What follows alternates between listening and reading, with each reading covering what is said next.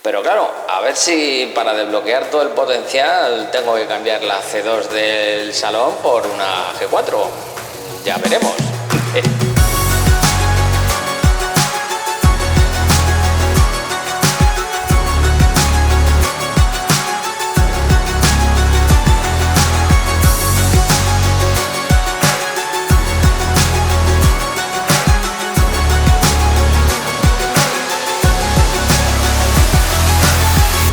Lo dije, mira que lo dije, pues al final cayó.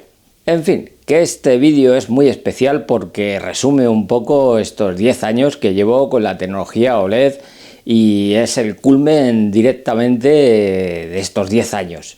¿Qué vendrá a continuación? Pues no lo sé, pero desde luego esta G4 me ha parecido impresionante. Para que entendáis un poco mi trasiego durante estos 10 años, empecé hace 10 años con la 930 de 55 pulgadas, Full HD, y ya ese pedazo de televisor me dejó enamorado y tuve bastante claro que, desde luego, si esto empezaba así, no sabía yo cuánto íbamos a seguir durante todos estos años.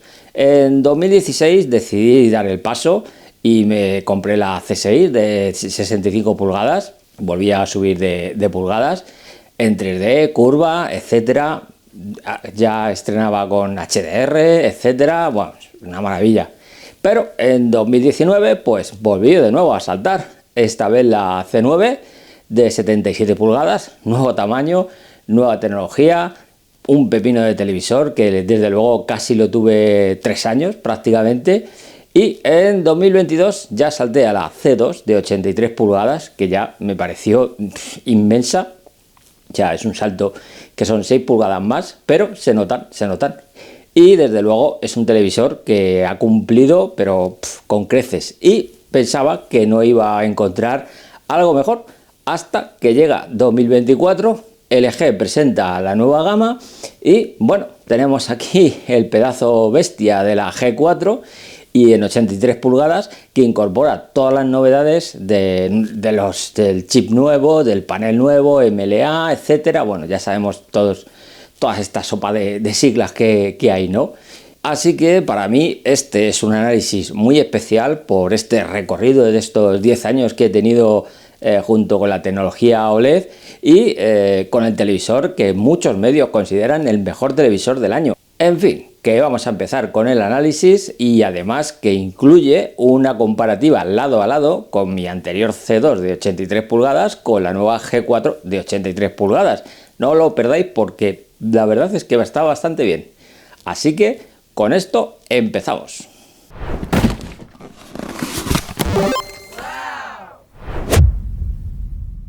Antes de siquiera pensar en comprar la G4, yo sabía que evidentemente era un modelo para colgar y que el soporte de mesa no lo ofrecen por defecto, pero yo no quería colgarla.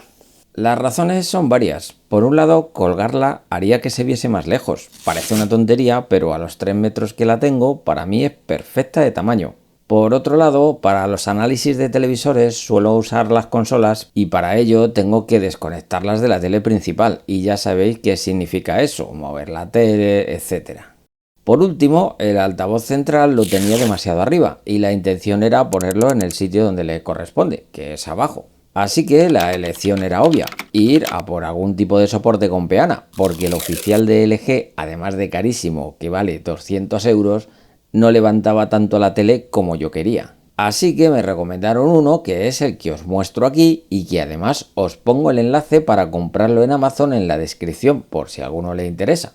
Este soporte permite levantar la tele lo suficiente como para poner debajo el altavoz central, las consolas, etc. Y además girarla para poder acceder fácilmente a los HDMI y poder usarlos con otras teles.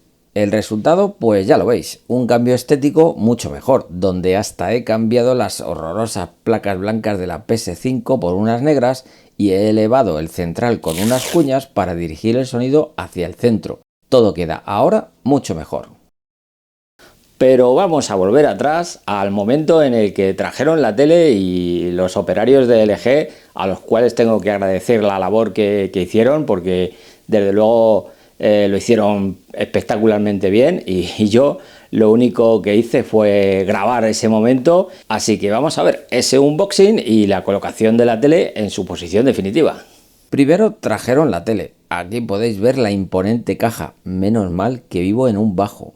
Luego, ya más adelante, vinieron a montarla. En fin, aquí lo típico de abrir la caja, poner la tele encima de la misma para no dañarla y colocar las guías de anclaje del soporte, que la verdad no tiene mucho más misterio que atornillar y listo.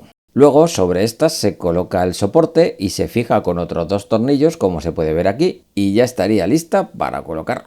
Ya el remate de quitar los pocos plastiquitos que tiene por detrás, colocar el cable de alimentación por detrás del soporte y arriba con ella para colocarla en su sitio. Más tarde, ya con Daniel por aquí, quitamos el plástico protector delantero hasta que se acabó la batería de la cámara. ¡Ups! Y bueno, el inevitable inicio con todas las preguntas que te hace la tele, sintonización de canales, más preguntas, instalar las aplicaciones y 2 actualizaciones que saltaron, no una, 2. Tras esto, una configuración mínima antes de forzar un ciclo de limpieza para acelerar un poco la normalización del panel y a esperar unos cuantos días. Mientras la tele se está curando como un buen jamón, vamos a centrarnos en la parte estética de la misma. En lo que es el aspecto exterior, sigue en la línea marcada por el resto de fabricantes con un marco mínimo y prácticamente es todo pantalla. Sí puedo destacar que este año, en el caso de las G4, tenemos un perfil de aluminio que genera una especie de borde plateado en los extremos. Esto, según la persona, puede llegar a ser molesto, entre comillas. A ver, que hay que ser un poco tiquismiquis. A mí personalmente no me molesta y he tenido modelos de LG con bordes plateados más acusados, como la C6. Y bueno, que si molesta tanto, un Edin y a pintar el borde. No, a ver, es broma, pero bueno, igual no, ¿eh? Parte de este borde plateado lo tiene el hecho de que el panel es grueso. Tiene una primera sección de 1,5 centímetros y luego lo que es el ancho total son 3 centímetros. En la parte izquierda tenemos todas las conexiones HDMI, antena, red, bueno, vamos a ver, pues lo típico. Os recuerdo que todos los HDMI son completos, 2.1 a 144 Hz. Por otro lado, este año el panel cuenta con un sistema antirreflejos, que aunque no logra eliminarlos del todo, sí que se nota que hace buen trabajo, tal como se puede ver en esta imagen con la C2 de 83 pulgadas al lado. Esto, por otro lado, provoca que la sensación de negro puro con el televisor apagado no sea 100% así, pero cuando se enciende el televisor seguimos teniendo las bondades pues del negro puro. En cuanto al mando, es continuista con años anteriores y seguimos con el mismo diseño básicamente. Es un mando completo y destaca sobre todo el uso del Air Mouse, que solo LG apuesta por él y que no gusta a todo el mundo, ya lo sé, pero personalmente a mí me encanta por la rapidez y facilidad que ofrece en determinados casos. Aquí LG podría haberse tirado un poco el rollo y ofrecer al menos en la serie G4 el mando premium con Air Mouse que tiene, que sería un buen detalle. Ahora que han pasado unos cuantos días, vamos a ver el potencial que tiene esta pedazo G4. Si ya habéis tenido antes una LG, no os pilla de sorpresa que el sistema operativo de LG es huevos. Si es vuestra primera LG, tiene huevos. En fin, lejos del chiste este tan malo que he contado, el sistema operativo es muy completo en cuanto a las posibilidades de gestión y configuración del televisor. Los que llevamos ya un tiempo con huevos, pues sabemos muchos atajos y trucos y personalmente me siento muy cómodo con él. ¿Podría mejorar cosas? Pues a ver, claro, como todo, pero desde luego una vez que le pillas el punto es muy fácil acceder a determinadas funciones y opciones. Aunque personalmente yo no soy muy fan de tener una portada a toda pantalla para lanzar las aplicaciones, está claro que es la tendencia actual y yo apenas lo uso, nada más que para buscar la aplicación que quiero lanzar y punto. Por su parte, el reproductor multimedia es muy solvente y prácticamente reproduce todo. Además, poder acceder a él directamente como si fuese una fuente con el botón rápido de fuentes es un plus. Quizás, pues por poner una pega, cuando estás en modo HDR, si tienes que sacar el menú por algún motivo, este brilla, pero una barbaridad. Y más todavía en esta G4 que lleva MLA+. Pero bueno, tras esta visita por el sistema operativo, vamos a empezar por un repaso en general de lo que es la imagen de la tele en diversos contenidos. Esta evaluación se hace siempre usando el modo de imagen más correcto, desactivando todo tipo de artificios y artimañas. Básicamente poniendo el modo filmmaker y ajustando alguna cosilla, dejamos la tele casi de referencia. Y lo primero a evaluar es la TDT. Aquí tengo que decir que la imagen es muy buena, sobre todo cuando la emisión es en directo y en estudio. Es obvio que si ya nos vamos a emisiones más normalitas, la cosa pues es que no puedo hacer milagros, pero es muy valorable que la TDT se vea tan bien. Como siempre, los canales UHD se embarcan un poco de todo eso, con una conversión de SDR a HDR bastante nefasta, y solo recomendaría usarlos cuando la emisión sea de verdad en HDR. Mientras tanto, no deja de ser una curiosidad más. Yendo a nuestros clásicos planos de streaming, aquí la cosa cambia radicalmente. La película de los tiburones en el Sena, en los planos luminosos, deslumbra con una calidad increíble. Aunque es justo decir que en casi todos los televisores que he visto, los mismos planos la verdad es que se ha visto genial. Pero es cuando vamos a los planos más comprometidos donde la G4 demuestra por qué un panel OLED es especial. Aquí vemos todos los detalles en sombra con las partes más luminosas, sin problemas y con una calidad apabullante. Estamos hablando de streaming, donde precisamente este tipo de planos son los más problemáticos y el televisor hace un trabajo fantástico. Pasando a imágenes en SDR, en la prueba de Solomon Kane, que además abandona Netflix ya mismo, con lo cual no voy a poder utilizarla más, el nivel de detalle en sombra es espectacular, viéndose todos los detalles sin problema. Si nos vamos a contenidos aún más espectaculares como la serie Arcane, la mezcla de luz, color y brillo es absolutamente demencial y atrapa hasta el más reacio.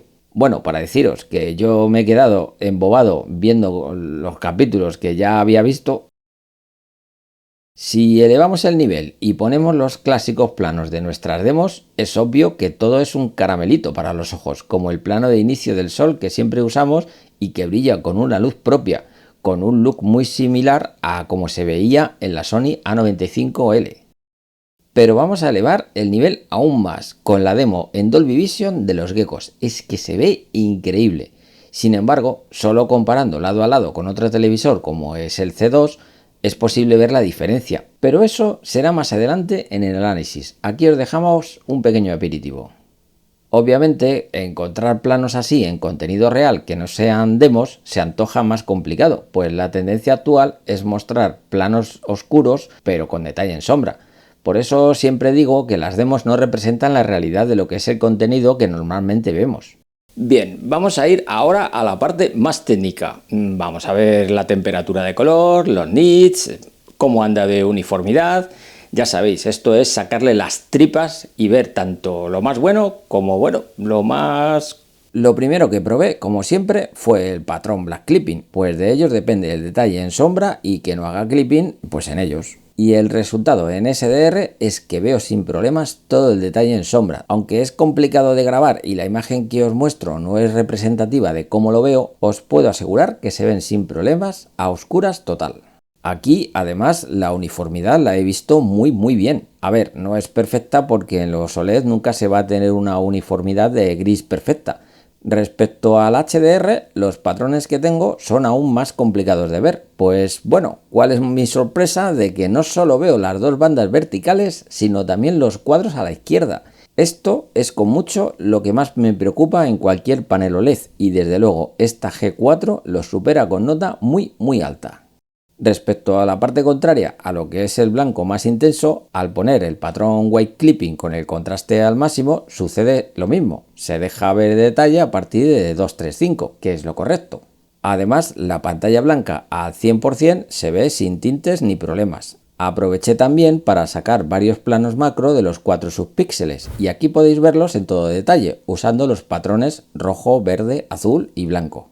Otra de las pruebas clásicas en los OLED es el famoso problema del Chrominance Overshoot, que se produce sobre todo con planos como el que veis, que origina una especie de bordes extraños y artefactos, y que, como podéis observar, no tiene ninguno. Por supuesto, la prueba de ABL con la escena de Matrix en HDR la pasa con nota y con una luminosidad cegadora. Y por el lado contrario, la prueba de ASBL o TPC usando el capítulo 1 de la segunda temporada de Silo que está en Apple TV Plus demuestra que este modelo ya no oscurece de más los planos más oscuros. Eso sí, si por cualquier motivo nos da por subir la persiana y vemos este tipo de planos tan oscuros, pues el resultado es que no se va a ver un pimiento. No podía faltar nuestra clásica prueba de bitrate, conectando la tele por Wi-Fi 5 GHz o 6 GHz, que además lo permite, nuestro archivo de las medusas a 140 megabits se reproduce sin ningún problema ni cortes. Y por supuesto, no podía faltar en la batería de pruebas el Trumotion de los... Este año han añadido un modo llamado movimiento cinemático, que dicen que emula lo que sería TrueCut en cine a 48 fotogramas, pero la realidad del asunto es que mete un montón de artefactos, y aquí tenéis la prueba con la demo de Dolby Vision, donde se hace la picha un lío claramente. Otra prueba que hice es medir el consumo del televisor bajo diversas situaciones. Aquí se puede ver cuánto consume tanto con un plano muy bajo de nits, así como un plano normal en SDR y por último con contenido HDR a tope de nits. Por último, pues las mediciones con sonda, por supuesto. En esta ocasión, mirar la que he tenido que liar para poder colocarla, porque sencillamente con una pantalla tan grande era imposible del modo normal. Así que la primera medición es la de la temperatura de color, que se queda en 6300 grados Kelvin al 100% de blanco tanto en SDR como en HDR. Y como en el análisis de la C4, si ponemos cálido a 49 o 48, probablemente sí que logremos los 6500 grados justos. Con el brillo de Pixel OLED a 20 obtenemos unos más que decentes 168 nits en SDR, lo cual está bastante bien y personalmente yo no lo subo más de ahí. Pero a ver, ya sabemos lo que nos interesa, ¿verdad? ¿Cuántos nits de pico nos ofrece esta bestia de televisor? Y la respuesta es que son unos absolutamente demenciales 1520 nits usando como fuente el patrón del vestido. Menuda bestialidad, en serio, y en 83 pulgadas os puedo asegurar que en planos muy luminosos da la sensación de que casi calienta la cara. Truquis. ¿Harto de que la tele te escuche y te salga el asistente de voz? Tenemos la solución. Busca el interruptor debajo del LED de standby de la tele y desactívalo. Y por si acaso, desactiva la función de reconocimiento de voz en estos menús que aquí te enseño. ¡Ah, qué felicidad! Bueno, y como tuve la oportunidad de tener la C2 durante unos cuantos días conviviendo con la G4, evidentemente no perdí la oportunidad para hacer un lado a lado viendo a ver realmente las diferencias que tiene entre una y otra. Aquí un inciso, lo que vais a ver en imagen no representa 100% lo que es fiel. Tenéis que fijaros sobre todo en lo que yo os diga, no en lo que veáis. Ya sé que es complicado porque los ojos se van a la imagen y uno hace juicio de valor en función de lo que ve, pero es mejor escuchar lo que yo os digo. La primera comparativa que os muestro es relativa al asunto de los reflejos y como podéis ver la C2 refleja bastante más que la G4 y sin embargo la sensación de negro más intenso es mejor en la C2. Así, aquí os enseño planos con la luz encendida para que veáis mejor la diferencia y luego este otro plano más de lado para que veáis los reflejos estando apagadas. A continuación, nuestra famosa demo 8K en HDR10 con ese inicio de sol espectacular. Y aquí, sorprendentemente, las diferencias son bastante pequeñas, prácticamente la misma sensación de luminosidad y quizás un poco más de saturación en la G4. Por otra parte, algo obvio al llevar panel MLA de segunda generación. Sin embargo, la siguiente demo que os muestro ya ofrece más diferencias, sobre todo en los nits más altos. Fijaros cómo la G4 muestra más luminosidad en los planos más intensos. En vivo las diferencias la verdad es que no eran tan notables, eso también lo aviso. Y llegamos a la demo que a mí realmente sí que me ha sorprendido, que es esta que os muestro y está en Dolby Vision y ya en la portada se nota claramente tanto los nits como la intensidad del color. ¡Wow! En los planos del gecko se nota mejor la G4, pero es justo este plano que os muestro donde dices, ¡ahí va! Aquí sí que se nota claramente la diferencia de color y más luminosidad. Por último, los planos de la noria, aunque están pasadísimos de luz, muestran una C2 que parece muy apagada, aunque en vivo la sensación no es tanto así. Es la cámara priorizando la G4 claramente. Pero ya sabéis qué pasa con las demos. Muchas veces se ensalzan cosas que en la realidad las diferencias no son tan evidentes. Y prueba de ello es poner los planos típicos de la peli de escena lado a lado y comprobar que las diferencias son mínimas. Por cierto, la G4 en modo Filmmaker y la C2 en modo Cine en casa, demostrando que es el modo de imagen correcto.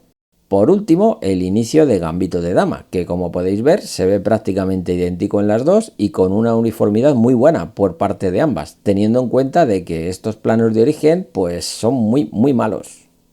¿Y cuál es la conclusión final de todo esto? Bueno, pues os lo voy a dejar para el final, mientras seguir viendo cosas que aún tengo mucho que contar. Respecto al sonido, la verdad es que inicialmente, con un panel tan delgado y etcétera, yo pensé que el sonido iba a ser, bueno, pues muy escasito y etcétera. Pero la verdad es que os va a sorprender.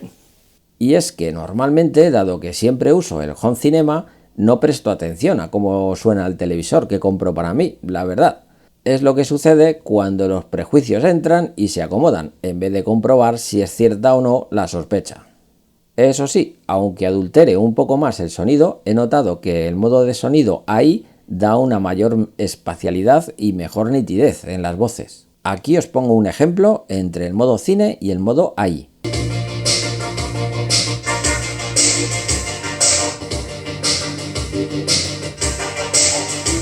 Curiosamente, la prueba de sonido subgrave no suena tan mal.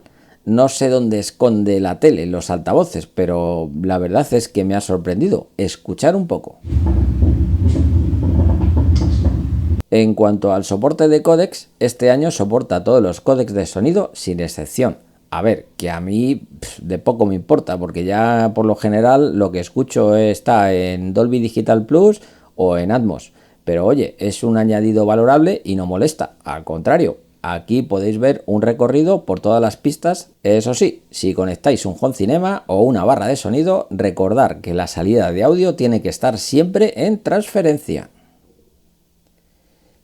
Y llegamos al final con lo que sin duda va a explotar al máximo las capacidades de esta pedazo G4, que son los videojuegos en las consolas de nueva generación. Empezando por la Xbox Series X, el soporte es absolutamente completo, como podéis ver en esta imagen. Partiendo con la ventaja de poder usar Dolby Vision para juegos, todo se basa en sencillamente lanzar cualquier juego y ver una absoluta maravilla de imágenes que te hacen volar la cabeza, en serio. Por ejemplo, con nuestro clásico ejemplo de Hellblade 2, aquí la G4 nos demuestra por qué es el mejor televisor de este año. Es increíble cómo se puede llegar a ver un videojuego. En juegos con más colorido como Dragon Age, es increíble la imagen que uno puede llegar a ver, realmente alucinante. Colores vibrantes, no saturados, ojo, vibrantes, picos de nits que uno no pensaba que existían en este nivel de televisores. Sin duda, son los videojuegos lo que más provecho saca a esta G4. Si pasamos a la PS5, tanto de lo mismo, alucinar con Astrobot, el cual en la C2 ya se veía impresionante. Y hay que ver cómo aún así hay más margen de mejora, que es de flipar, de verdad, en serio. Menuda pedazo de tele, en serio, de verdad que yo hasta estoy alucinando porque yo soy bastante complicado ya de que me sorprendan.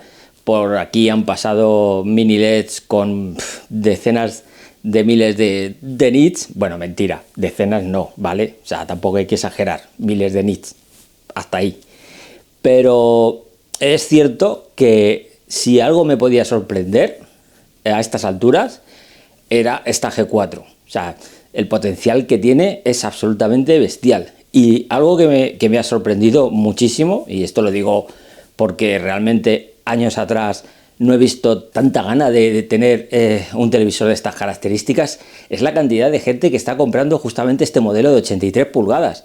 O sea, es alucinante. Conozco por lo menos 5 personas en mi círculo de foros y grupos y etcétera que realmente han ido a lo grande y desde luego lo están gozando igual que yo. O sea, me parecía muy difícil mejorar la C2, pero lo han conseguido. O sea, evidentemente es de justicia que este televisor es el televisor del año.